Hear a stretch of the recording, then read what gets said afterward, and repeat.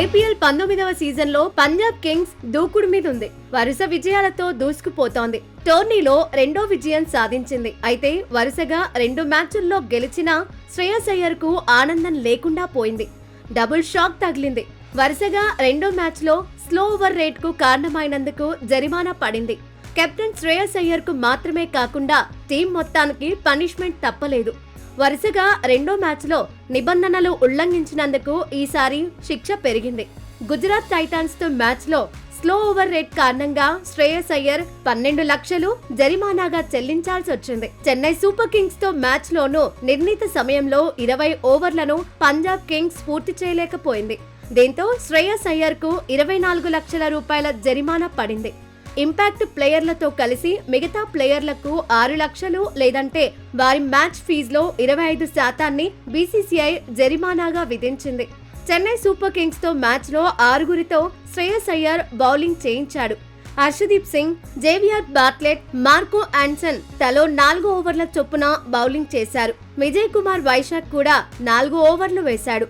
Chahal 3 ఓవర్లకు పరిమితమయ్యాడు.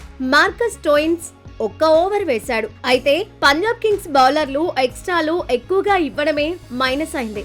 Match లో ఏకంగా 17 ఎక్స్ట్రాలు ఇచ్చారు.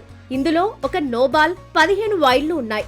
పంజాబ్ బౌలర్లు దాదాపుగా 16 బంతులు అదనంగా వేశారు.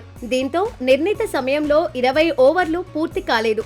వరుసగా రెండో మ్యాచ్ లోనూ స్లో ఓవర్ రేట్ నమోదు కావడంతో కెప్టెన్ తో పాటు ఇతర ప్లేయర్లకు జరిమానా పడింది. మరోవైపు మ్యాచ్ లో పంజాబ్ కింగ్స్ రాణించింది.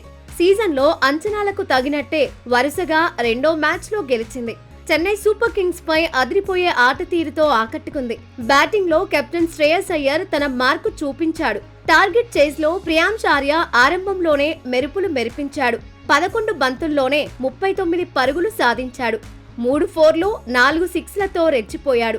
శ్రేయస్ అయ్యర్ 29 బంతుల్లో 50 పరుగులు, ప్రభ్ సిమ్రాన్ సింగ్ 34 బంతుల్లో 43 పరుగులు సాధించారు. కూపర్ కనోలి 22 బంతుల్లో 36 పరుగులు చేశాడు. తొలుత బ్యాటింగ్ చేసిన చెన్నై సూపర్ కింగ్స్ 5 వికెట్లకు 209 పరుగులు చేసింది. ఆయుష్ మాత్రే 73 పరుగులతో టాప్ స్కోరర్ గా ఉన్నాడు. శివం దూబే 45 పరుగులతో నాట్అవుట్ గా నిలిచాడు. అయితే భారీ స్కోర్ ను సాధించినప్పటికీ చెన్నై సూపర్ కింగ్స్ డిఫెండ్ చేసుకోలేకపోయింది. పంజాబ్ కింగ్స్ దూకుడు ముందు నిలవలేకపోయింది. వరుసగా రెండో మ్యాచ్ లో ఓడింది.